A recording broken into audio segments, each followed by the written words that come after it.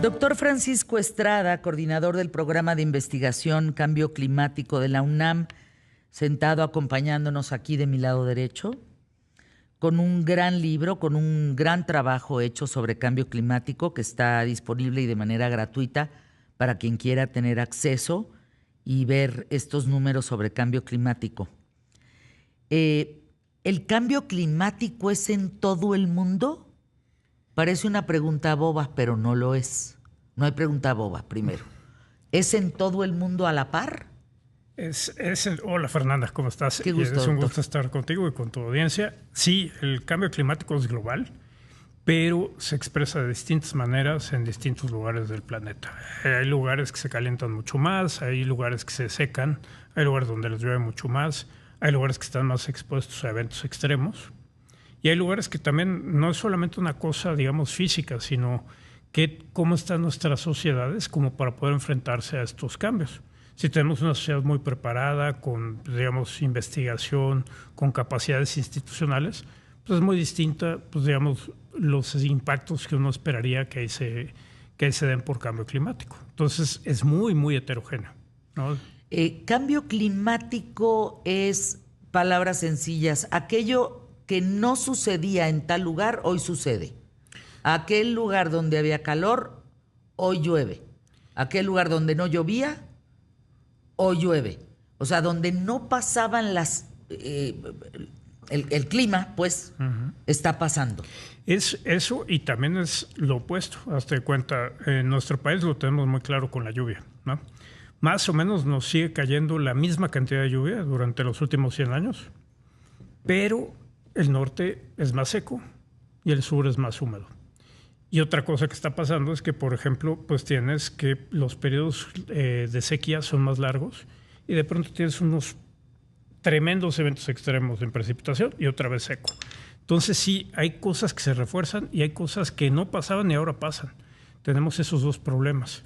Por ejemplo, todos nosotros que estamos en torno al doctor Francisco Estrada escuchándote, recordamos que antes había pues cuatro temporadas del año, pues. Y eran muy claras.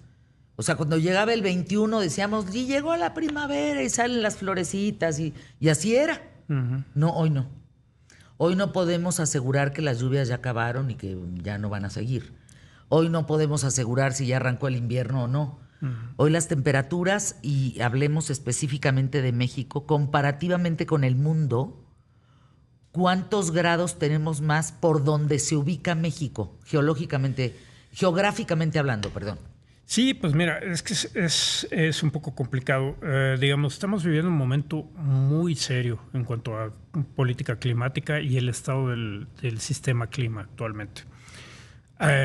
Por ahí de 2018, un poco antes, los científicos dijimos, es muy mala idea rebasar un calentamiento global mayor a 1.5 con respecto al periodo preindustrial. Antes de que emitiéramos, pues digamos, gases de efecto invernadero de manera así, tenemos esa temperatura de referencia y hoy estamos en 1.4 a nivel global. Estamos a menos de 5 años de rebasar este primer umbral que dijimos es muy peligroso pasarlo, ¿no?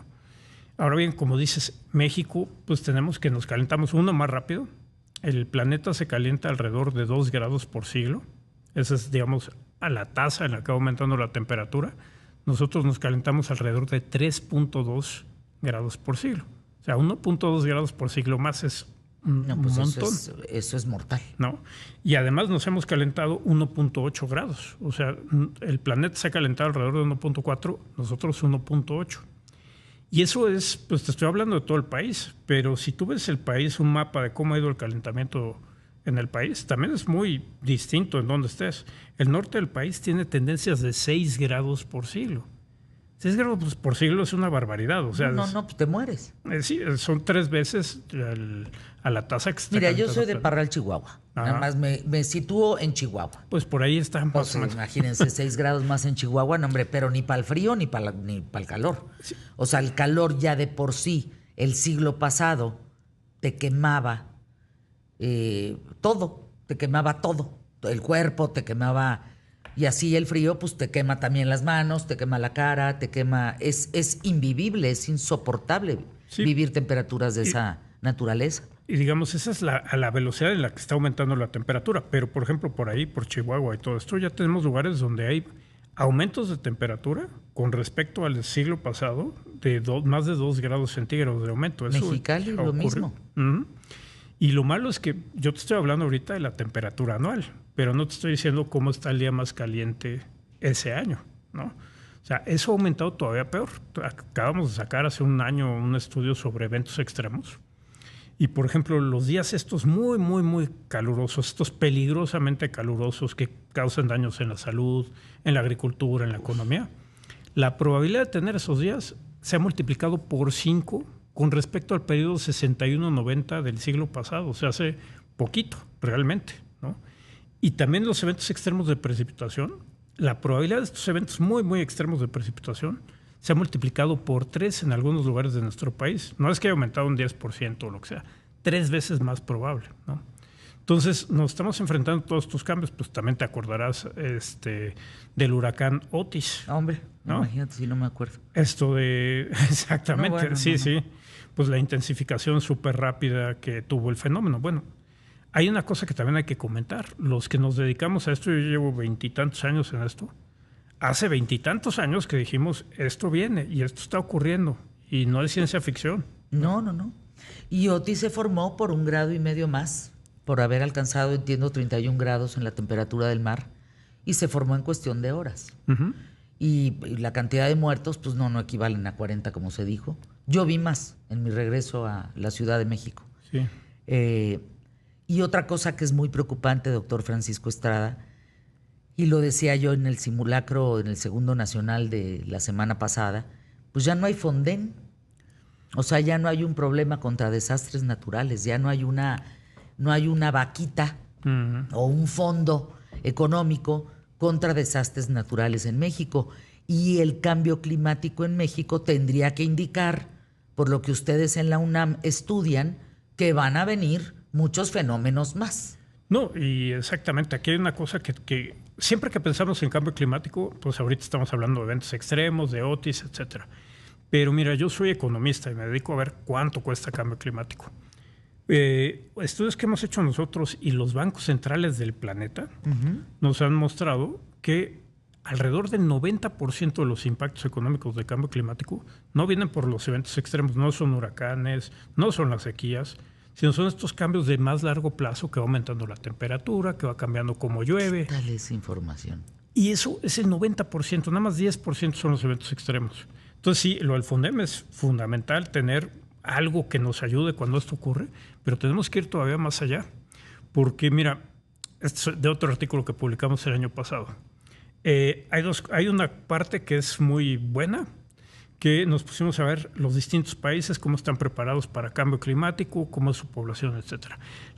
Una de las cosas más importantes que sacamos de este estudio es que es muy importante que tan consciente esté la gente del problema, que tanto quiere hacer algo, que tanto entiende que sí, cambio climático está ocurriendo.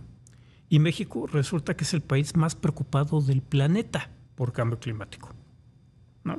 La gente está preocupada, la gente tiene ganas de hacer cosas, pero resulta que el otro factor que nos sale en ese estudio es que es muy importante que tengas las instituciones lo suficientemente fuertes, que no haya corrupción, que se cumpla la ley, que tengas gobiernos eficientes, etcétera.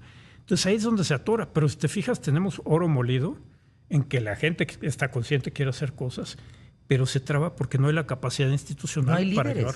No se puede llevar.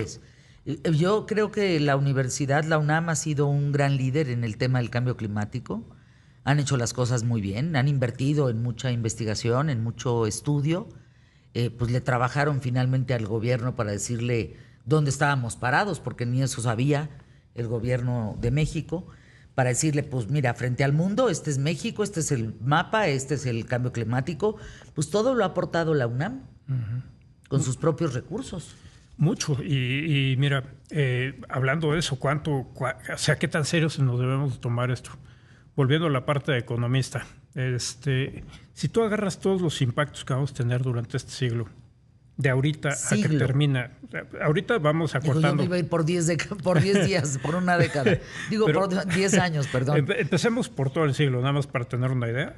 Imagínate que tienes todo eso y te dicen, Fernanda, pues, ¿cuánto tendrías que pagar Por todos estos años, si los tuvieras que pagar hoy, ¿a cuánto ascendería ese monto?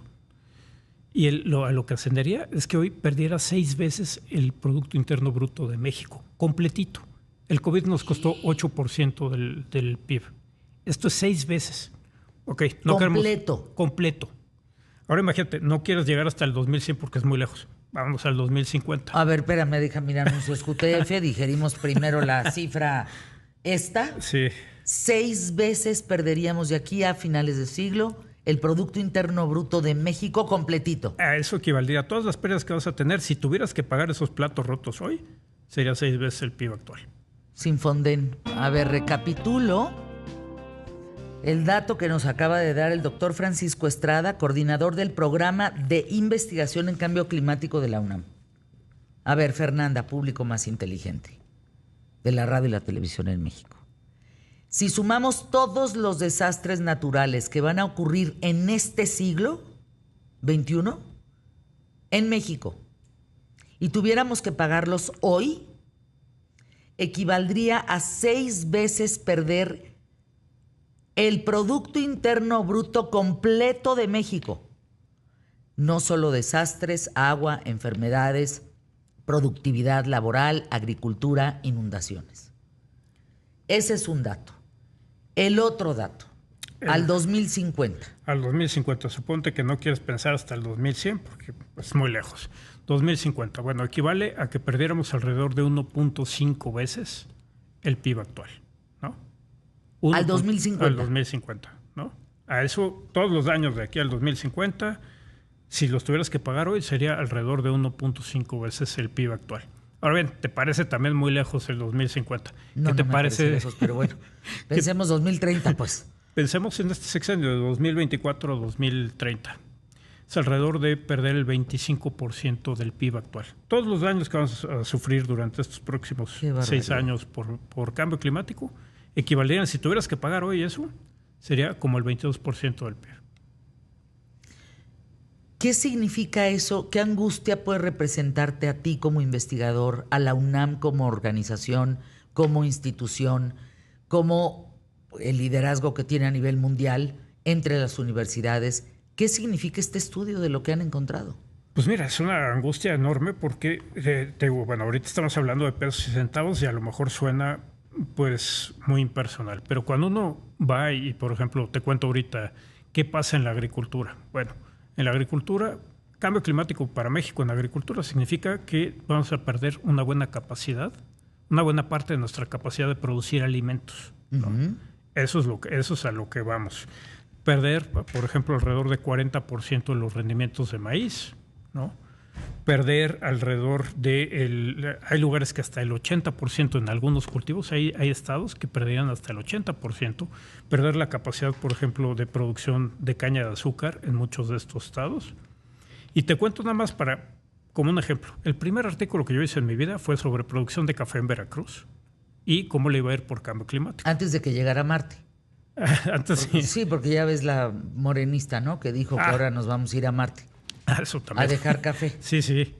Pues primero mira, hay que ver el cambio climático y luego vemos posibilidades de explorar Marte. Ahí. Exacto. Sí, bueno, pues mira, eso fue alrededor del año 2000, ¿no?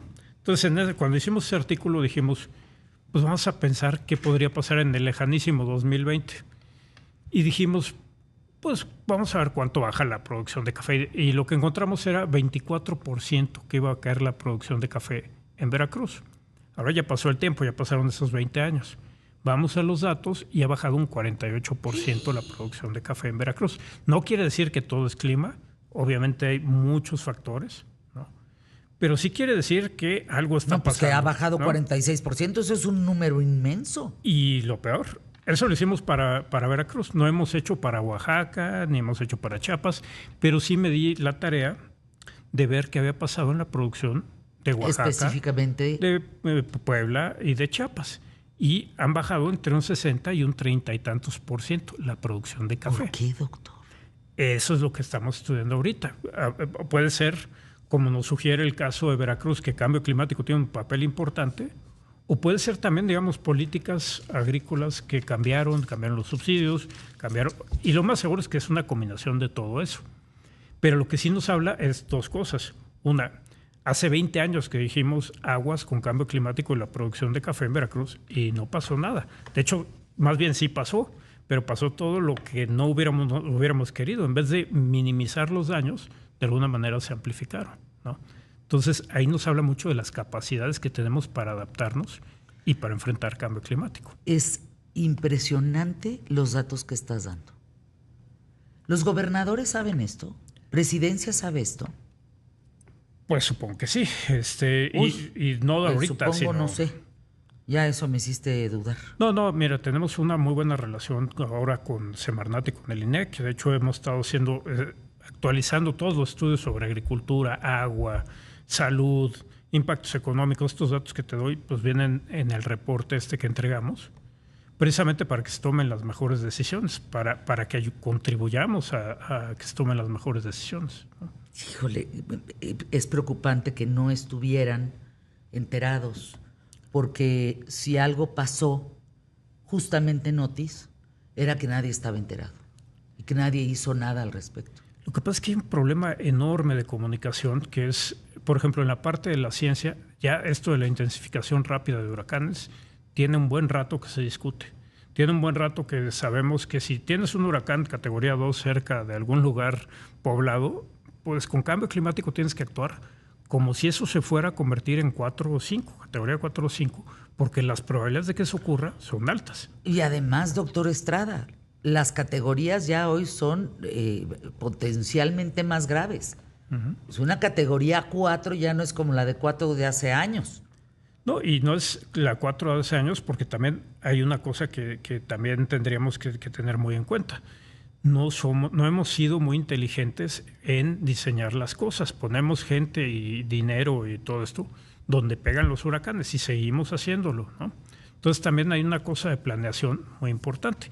Y ahí también te voy con otro tema que creo que es muy importante.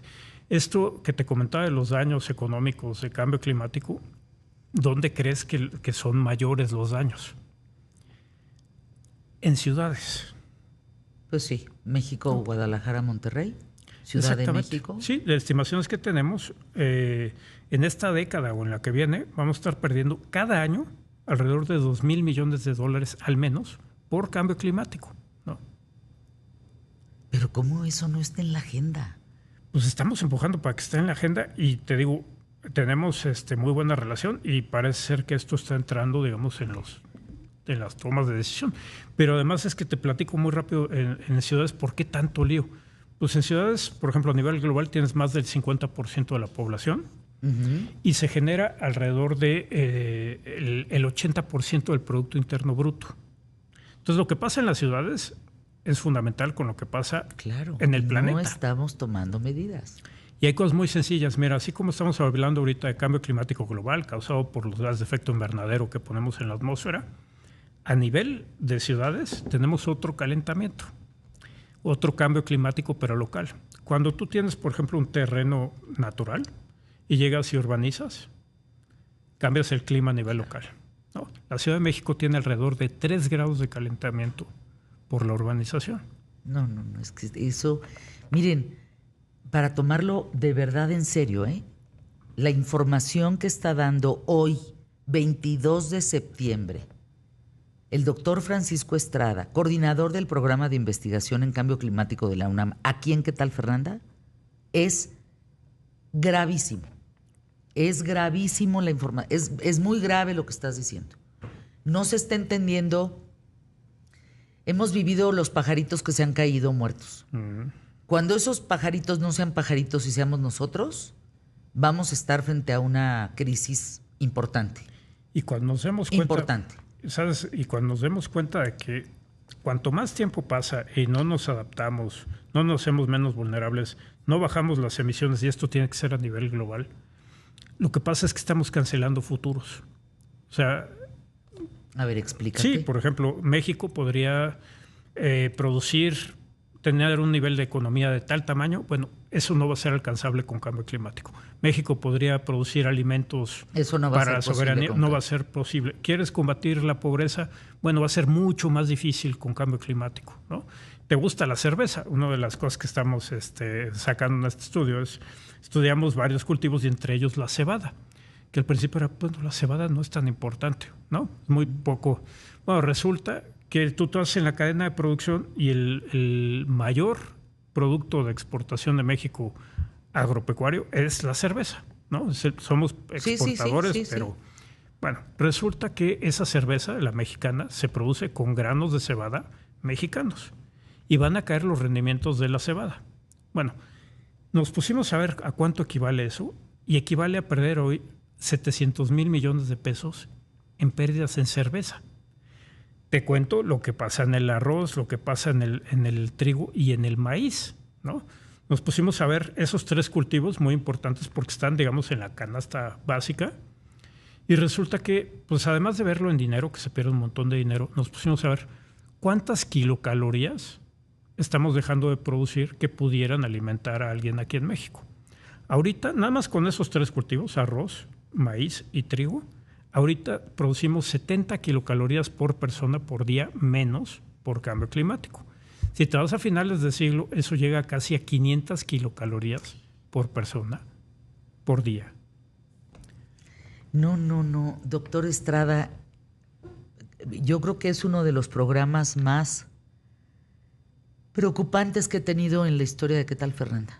Muy preocupantes porque la pregunta que te hice, ¿y el gobierno de Claudia Sheinbaum sabe esto? Pues mira, hemos trabajado mucho con ellos. Hay un interés que no había en el sexenio pasado. Estamos muy agradecidos por eso, porque muchas cosas dejaron de ocurrir. Qué bien. Y ahora están ocurriendo, ¿no? Bueno, eso es una buena noticia y que puede estar estos temas en la agenda, porque donde México pierda, nada más por desastres naturales, enfermedades y demás, 6 veces de manera completa todo su Producto Interno Bruto, no, hombre, estamos frente a uno de las tragedias más importantes que puede vivir un país en el mundo. Olvídense, no, la pobreza sería devastadora, no habría alimento, no habría... esto es muy grave lo que estamos diciendo hoy aquí en ¿Qué tal, Fernanda? No quiero ser catastrofista, pero frente a las investigaciones de la UNAM, pues eso parece. Eso parece. Gracias, doctor. Gracias. Regresa, por favor. No sabes la cantidad de preguntas que hay, pero pues no nos va a dar tiempo. Ahorita hicimos el planteamiento, pero vamos a vernos nuevamente aquí en ¿Qué tal, Fernanda? Con muchísimo gusto. No hemos hablado del agua, no hemos hablado de todo lo demás. Estamos hablando nomás del cambio climático. Esto es una tragedia. Apúntenlo. Lo escucharon aquí primero.